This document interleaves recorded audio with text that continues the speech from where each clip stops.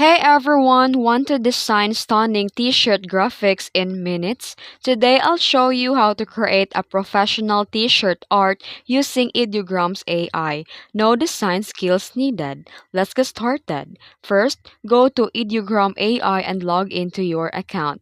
And this is where we're going to create our custom t-shirt design.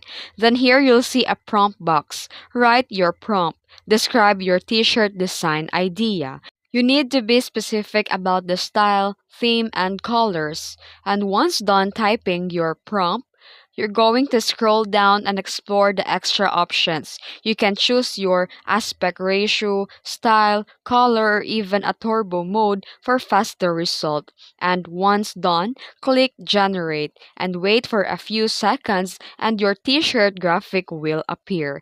Then just download your design and it's ready for printing. And that's it. You've just created a t-shirt graphic in Ideogram AI. Try different prompts to make your design unique and sellable. If you found this video helpful, don't forget to like and subscribe for more tutorials. Thanks for watching.